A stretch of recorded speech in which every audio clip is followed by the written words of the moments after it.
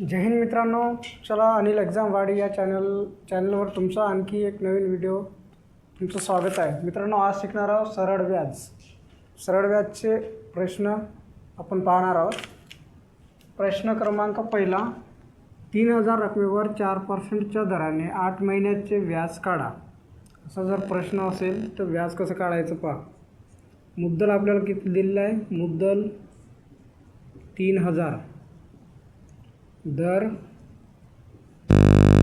4% आणि काळ किती दिलेलं आहे? 8 महिने. तर आता फॉर्म्युल्यानुसार आपण काढूया. मुद्दल सरळ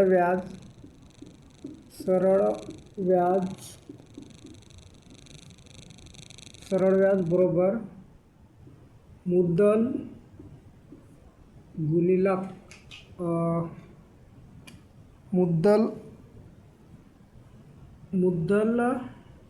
गुणिला काळ गुणिला दर.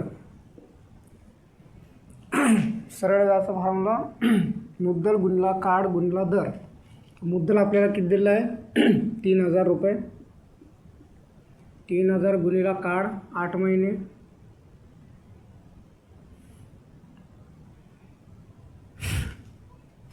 मुद्दल आपल्याला 3000 दिला आहे, काळ आपल्याला 8 महिने दिलं आहे, गुणिला दर किती दिला आहे? 4% भागिला 100 करायचा. यांच्या खाली 100 करायचा. हे 2 शून्य कट, हे वरचे 2 शून्य कट, उरले किती? 30 गुणिला 8 गुणिला 4. तर याचा गुणाकार करून घ्यायचा. 8 गुणिला 4 जर केले, 8 1 8 16 8 24 8 32.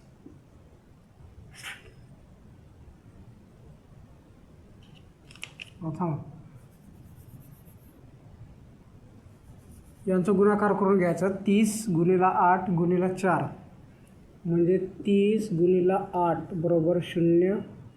8 1 8 16 8 1 24. 240 गुणिला हे 4. यांचा गुणाकार करायचा. 240 गुणिला 4 0. 4 1 4 9 8 12 4 4 16 16 6. हातच्याला 1. 4 1 4 4 2 8 आणि 1 9 म्हणजे 960. हे त्याचा 8 महिन्याचा व्याज आहे. किती? 960. चला आणखी समोर प्रश्न पाहूया. क्रमांक दुसरा पाहूया आपण. 1500 रुपये रकमेवर 5%च्या दराने 7 महिन्याचे व्याज काढा. तर या फॉर्म्युल्यात मांडूया आपण.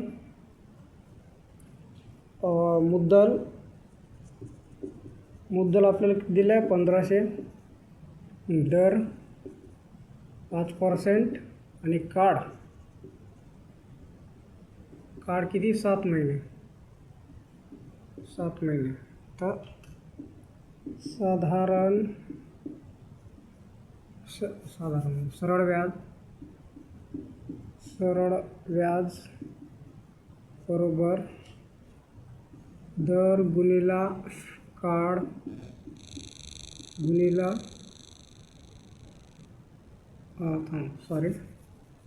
सरळ व्याज बरोबर मुद्दल गुणिला काळ गुणिला दर.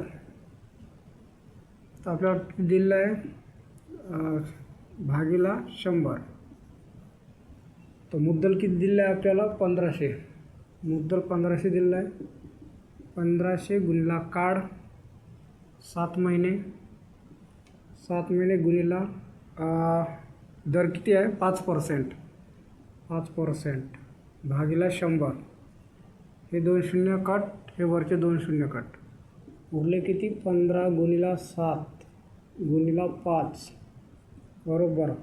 याचा गुणाकार करून घ्यायचा. 15 गुणिला 7, 7 5 35ला 5, आच्याला 3, 7 1 7 8 9 10. 105 गुणिला हे इकडले हे 5. यांचा गुणाकार करायचा. 105 गुणिला 5 5 25 5 अकेला 2 0 2 5 एक 5 म्हणजे 525. किती? 7 महिन्याचं व्याज 525 रुपये येईल. चला आणखी प्रश्न पाहूया समोर. चला तर मित्रांनो, प्रश्न क्रमांक 3 पाहूया. 5,000 रकमेवर 3%च्या दराने 2 वर्षाचे सरळ व्याज काढा. सरळ व्याज मुद्दल किती दिलेलं आहे आपल्याला? 5,000. दर 3% आणि काढ 2 वर्षाचं.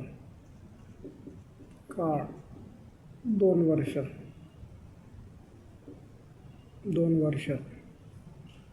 तर सरळ व्याज फॉर्म्युल्यात लावायचं, फॉर्म्युला टाकायचं. सरळ व्याज बरोबर मुद्दल गुणिला काढ. मुद्दल गुणिला काढ गुणिला दर भागिले 100. फॉर्म्युल्यात मांडलं. नंतर आता आपण अंक मांडूया इथं. मुद्दल किती आहे? 5,000 गुणिला काढ 2 वर्ष गुणिला दर किती आहे? 3%. 3% भागिले 100 केलं. हे 2 शून्य कट, हे 2 शून्य कट, उरले किती? 50 गुणिला 2 गुणिला 3. 50 गुणिला 2 गुणिला 3. त्याचा गुणाकार करायचा. 50 एक 50, 50 दोन्ही 100 गुणिला हे 3. 100 एक 100, 100 दोन्ही 200, 300. म्हणजे 2 वर्षाचं सरळ व्याज किती? 300 येईल. आणखी प्रश्न पाहूया. प्रश्न क्रमांक आपण 4 पाहूया. 1,600 रुपये रकमेवर 4%च्या दराने 3 वर्षाचे सरळ व्याज काढा. सरळ व्याज म्हटल्यावर काय? आपल्याला मुद्दल काढावं लागेल. मुद्दल किती आहे? 1,600.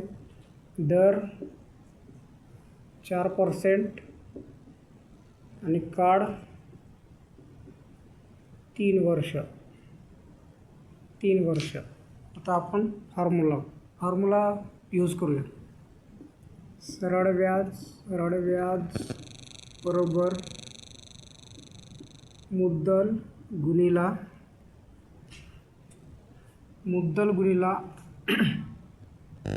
दर गुणिला काढ. मुद्दल गुणिला दर गुणिला काढ भागिले 100. मुद्दल किती आहे? 1,600 रुपये. 1,600 गुणिला दर किती आहे? 4%. काढ किती आहे? 2. काढ 3 वर्ष. 3 वर्ष भागिला 100 करायचा. खालचे 2 शून्य कट, वरचे 2 शून्य कट, उरले किती? 16 गुणिला 4 गुणिला 3 बरोबर. यांचं करायचं गुणाकार. आता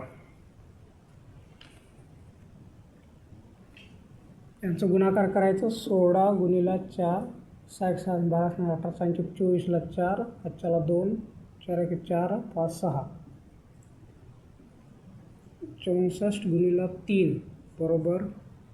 यांचं गुणाकार 64 गुणिला 3, 4 4 9 4 3 12ला 2, आजच्याला 1, 6 1 6 12 सांख्य 18 19,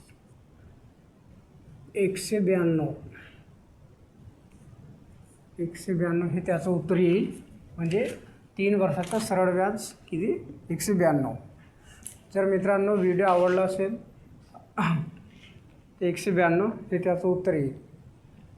मित्रांनो